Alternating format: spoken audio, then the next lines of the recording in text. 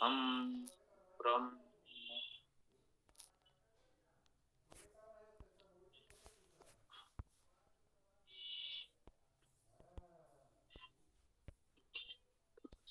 ओम यजुर्वेद अध्याय 36 मंत्र 10। ये शांति के मंत्र चल रहे हैं। ओम शं नो वातः पवताम शं नः तपतु सूर्यः शं नः कनिकृत देवः पर्जन्यो अभिवर्षतु।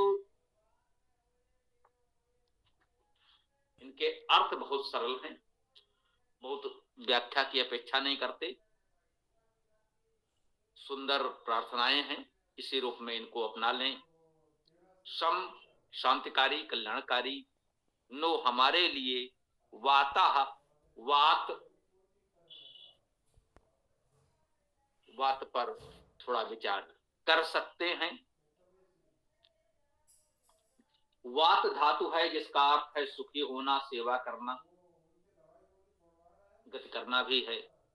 वात धातु, वाता का क्या अर्थ हो गया? सुखी करने वाले, सेवा करने वाले, गतिशील, प्रगतिशील। तो जो सुखकारी है, सुखकर है, प्रगतिशील है, सेवा भावी है, उसको वात कहा गया। जैसा कि हमने कहा कि वेद में मुख्य लक्ष्यार्थ तो परमेश्वर ही है। इन सभी गुणवाची शब्दों से एक परमेश्वर ही अभिप्रेत है। हम उसी को संबोधित करते हैं, उसी की स्तुति करते हैं। हे परमेश्वर, आप वाताह भी हैं। उसका एक गुणवाची नाम वाताह भी हुआ, क्योंकि वो सुखकर है। इसलिए उसे हमने वाताह कहा। हे सुखकर, हे वात पवताम, हमें पवित्र करो। पू धातु का अर्थ पवित्र करना, पवताम का अर्थ हुआ पवित्र करो।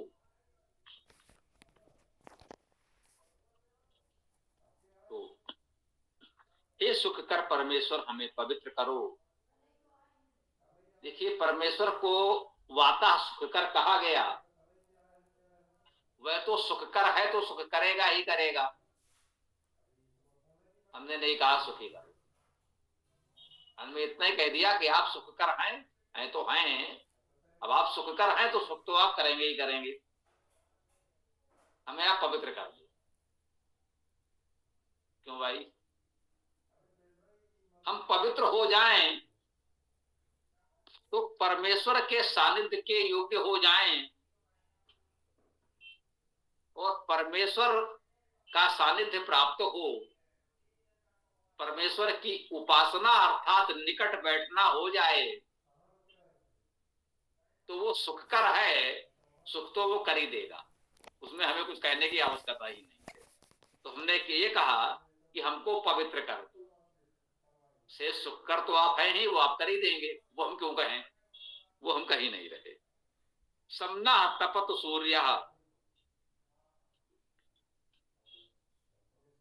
शांतिमय कल्याणकारी, सम न हमारे लिए, तपतु तपे, सूर्य सूर्य, यह सूर्य हमारे लिए शांतिमय कल्याणकारी होकर तपे। अब देखिए, सूर्य तो तपता ही है, उसमें हम कुछ कर नहीं सकते। उसमें तो कोई परिवर्तन संभव नहीं है।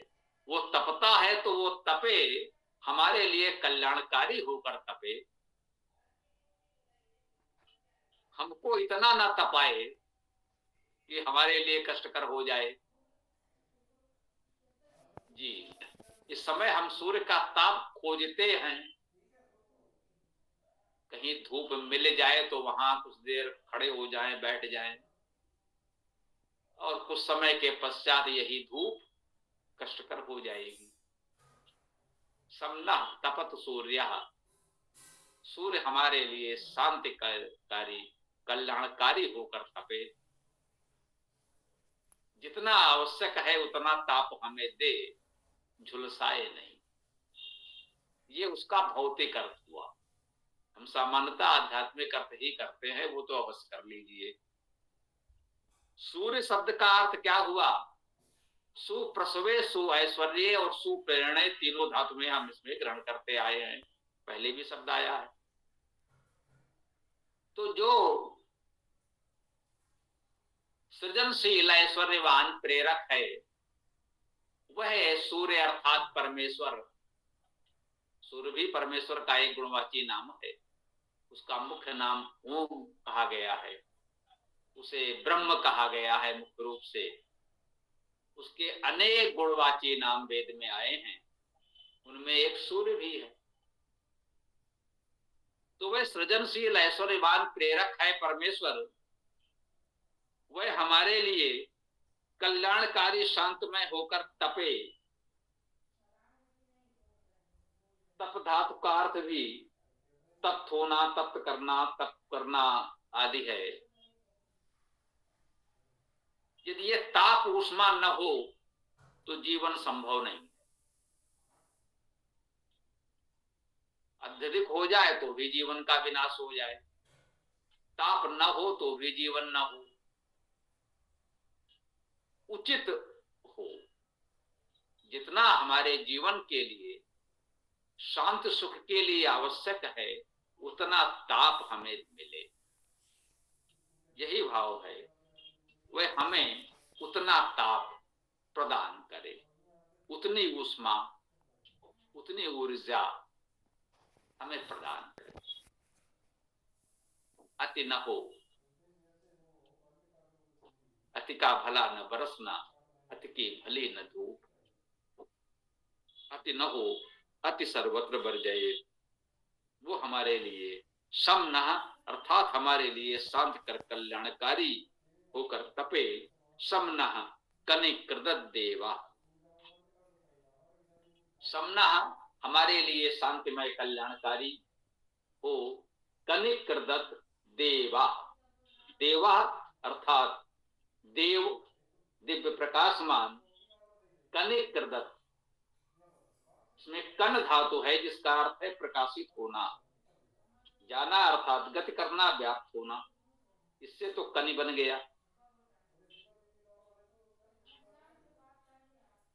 और कृदत में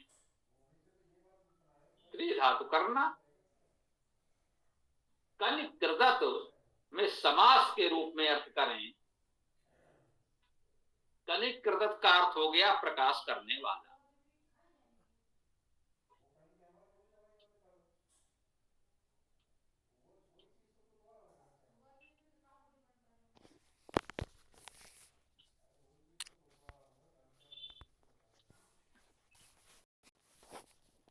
क्रिया के रूप में लें तो इसे कह सकते हैं प्रकाश करे। देव शब्द का अर्थ ही है प्रकाशमान, प्रकाश करने वाला, प्रकाशमय। देव शब्द के बहुत से अर्थ हैं, प्रकाश करना मुख्य माना जाता है। तो समना कनिकृत देवा, वह देव जो प्रकाशमान परमेश्वर है वह हमारे लिए शांतिमय प्रकाश करे, उतना प्रकाश करे जितनी हमें आवश्यकता है। जो शांति कल्याणकारी हो उतना प्रकाश करे, चकाचौंध भी ना हो, अंधकार भी ना हो। और परजन्यो अभिवर्षतु, परजन्य अभिवर्षतु, अभिता परिता सर्वता, सब ओर से वर्षतु, वर्षे वर्षा करे। परजन्य वर्षा करे। ये परजन्य क्या है इसे भी समझने का प्रयास करें।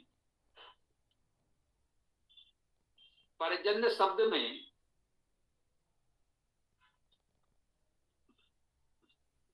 पर उपसर्ग भी माना गया है और प्रच धातु मानी गई या प्रस धातु मानी गई।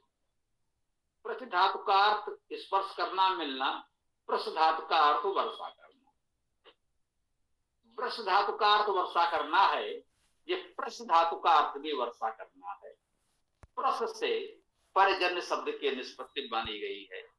तो पर्जन्य का अर्थ ही हो गया वर्षा करने वाले। परमेश्वर पर्जन्य है, वर्षा करने वाला है। हमारे जीवन में समस्त सुख साधनों की वर्षा कर रहा है, पवित्रता की वर्षा कर रहा है, जो हमने पहले मांगा, पवताम। तो वह परमेश्वर ही हमारे जीवन में सभी आवश्यकताओं को पूर्ण करने वाला, सब सुखों साधनों की वर्षा करने वाला है। कहते हैं पर्जन्यो अभिवर्षतु, वह पर्जन्य अभिता परिता सर्वता सब ओर से वर्षतु वर्षा करे हमारे जीवन में, वह सारे सुख साधनों की वर्षा करे। यह इस मंत्र का उत्तम आध्यात्मिक भाव हम ग्रहण कर सकते हैं। अब इसके लौकिक अर्थ में देखें तो सम्नो वाता हुआ पवताम, लौकिक अर्थ में वाता लोग वायु को कहते हैं, वायु पवित्र करे। सम्ना तपत सूर्या, ये सूर्य हमारे लिए तपे।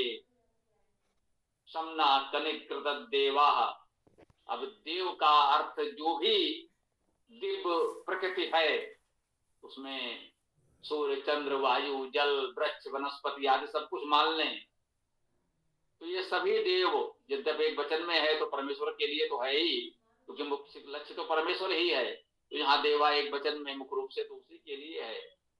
और चाहे तो लौकिक अर्थ में, आदि भौतिक अर्थ में प्रकृति को मान सकते हैं या समाज के लोगों को मान सकते हैं, वे हमको प्रकाशमान करें।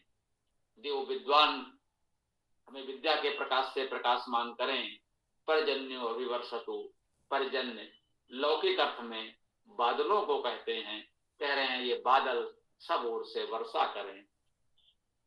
तो सामान्यतः लौकिक भौतिक अर्थ में इस प्रकार का सीधा सरल अर्थ भी लोग कर सकते हैं, इसमें कुछ हानिकारक नहीं है, इसलिए स्वीकार्य हो सकता है। परंतु वेद की गरिमा के अनुकूल उसका आध्यात्मिक अर्थ ही अधिक महत्वपूर्ण है, इतना तो हम लोग कहते मानते हैं ही। तो हम अपनी इस चर्चा को यहाँ विराम देते हैं। आप लोगों का कोई प्रश्न विचार हो तो रख सकते हैं, फिर आज का सत्र समापन करते हैं। कल प्रातः काल 11 बजे साप्ताहिक विशेष सत्र में हम लोग मिलेंगे।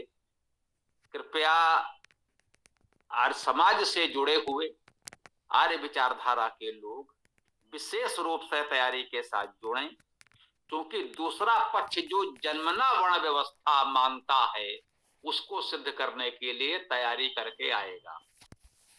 तो हम लोग भी तैयार होकर रहें। हम लोग का आशय आप समझ लें, हमको अलग करके, हमारे अलावा आप सब लोग मिल करके ही यदि उस व्यवस्था को संभाल लेंगे तो अच्छा है। मैं रहूंगा जो हो सकेगा, जहां आवश्यक होगा। अच्छा ये होगा कि हमारी आवश्यकता न पड़े और चर्चा पूरी हो जाए, तो हमें अधिक प्रसन्नता होगी। जहां आवश्यक होगा वहां हम तो रहेंगे। तो कोई प्रश्न विचार आदि हो तो रखें, फिर समापन करते हैं। तो कितने लोग आ रहे हैं स्वामी जी? अब ये तो पुलकित जी बताएंगे, हमें क्या पता। पुलकित भैया बताइए। वैसे क्या पता, हो तो कितने भी आ सकते हैं। अब मतलब आए भी नहीं आए क्या पता, लेकिन मुख्य विषय यही है, तो चर्चा होनी चाहिए इस पे। कुल मिलाकर बात इतनी। आएंगे वैसे तो, उनका आया था मैसेज लिंक के लिए, तो मैंने उनको लिंक भी भेज दिया है।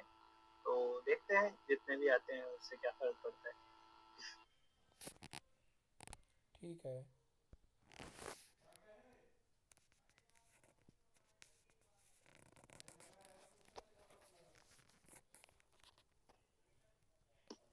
जी स्वामी जी, प्रमाण के लिए क्या प्रमाण? तो वैसे इतिहास का भी देना पड़ेगा, मुख्य प्रमाण तो वेद रहेगा।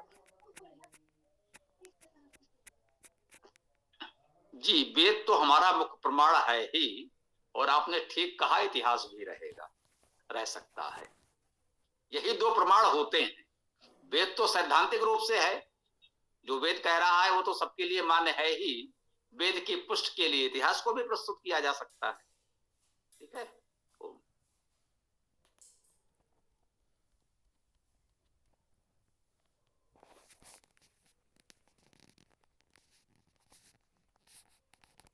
इसके खंडन के लिए, जातिवाद के खंडन के लिए, वो अष्टाचक्र नवद्वारा वाला जो मंत्र है उसमें जो सूक्त है, जहाँ ये बताया गया है कि शरीर के प्रत्येक अंग को परमात्मा ने बनाया है, इसको रखा जा सकता है। इससे एकदम कट जाएगा जातिवाद। जी, जो आवश्यकता होगी प्रयास अवश्य करें, आप भी तैयार रहें और लोग भी। तो देखते हैं किसी और को कुछ कहना है या विराम दे।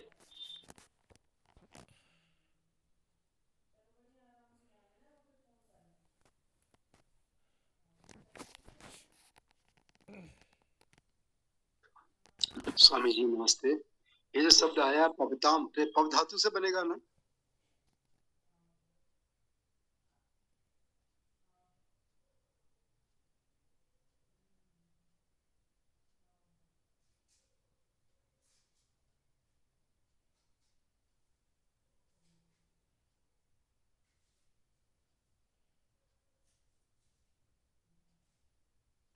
हाँ, ये पू धातु है, बिल्कुल ठीक है ना। भू धातु से भवति भवताम आदि रूप बनते हैं, पू धातु से ये बनते हैं।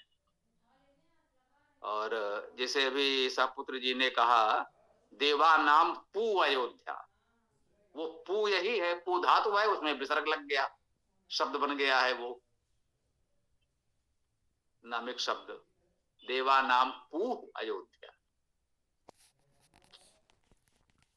तो और किसी को कुछ कहना है या समापन कर दें? सबसे बड़ा प्रमाण मेरे हिसाब से ये है, जो कि वेद मंत्र है, त्वम ही नः पिता वसो त्वम माता सत्क्रतो बभूवित अथा ते सुमनम ईमहे। ये सामवेद का मंत्र है। इसमें स्पष्ट कहा गया है कि परमात्मा निश्चित रूप से हम सबके पिता हैं, निश्चित रूप से हमारी माता हैं, हम उनकी जो है अथाते सुमनम ईमहे उपासना आदि करते हैं, ऐसा लिखा है। तो सब तो परमात्मा की संतान है। फिर जातिवाद कहाँ ठहरा?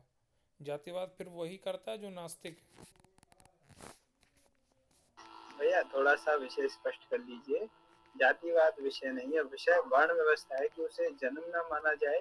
वो जन्म ना मानकर बात भेदभाव की और कुछ की है ही नहीं, वो उनका अलग ही सिद्धांत है। वो जन्म ना के उसको काटना है कि वो जन्मना है कि कर्मना है, इन विषयों पर तो बात तो हो सकती है, लेकिन वो उसमें ठहरेंगी नहीं। ये बात जो आप बता रहे हैं ना, विषय के अनुकूल नहीं है ना। वो जातिवाद की बात ही नहीं कर रहे ना। वर्ण व्यवस्था जन्मना है या कर्मना है, इस पर बात करनी है। तो इस विषय में अपन कह सकते हैं कि जो द्विज कहते हैं अपन, द्विज का अर्थ होता है दो जन्म वाला। पहला जन्म जो है माता पिता से होता है, ये पहला जन्म, और द्विज मतलब दूसरा जन्म विद्या अध्ययन करने के बाद। तो जो द्विज हो जाता है वो उसका विद्या से होता है।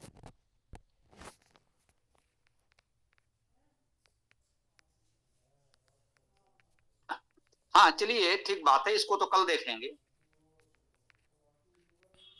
इस पर तो कल जो भी चर्चा होनी है। जो अभी पुलकित भैया ने कहा कि जातिवाद और वर्ण व्यवस्था, तो ठीक बात है। जो शब्द प्रयोग किया है वर्ण व्यवस्था, कि वर्ण व्यवस्था जन्मना है या कर्मणा, तो शब्दावली हमें यही रखनी है।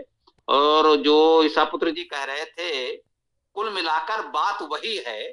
जातिवाद का अर्थ है जन्म से तय कर देना कि कौन क्या है, जीवन भर वो उसी स्तर पर रहेगा, उसको वही कार्य करना है जो जन्म से तय है। जिस परिवार में उसने जन्म लिया है उस परिवार के जो भी कार्य है वही कर सकता है, अन्य कार्य उसे नहीं करना चाहिए। इसी का नाम जातिवाद है। जन्मना वर्ण व्यवस्था को मानना ही जातिवाद है। ये बात तो बिल्कुल ठीक है। जातिवाद का आधार यही है कि वर्ण व्यवस्था जन्मना है, उसमें आप कुछ नहीं कर सकते। जो जन्म हो गया जिस परिवार में, आपको उसी सीमा में रहना है, इसी का नाम जातिवाद है। और यदि यह तोड़ दिया जाए तो जातिवाद समाप्त। फिर कहेगा जातिवाद भैया कोई कहीं जन्मा है, अपने गुण कर्म के अनुसार कुछ भी कर सकता है। वो वर्ण व्यवस्था है, वर्णवाद है, या जो भी कह लें, कर्म स्वतंत्रता है।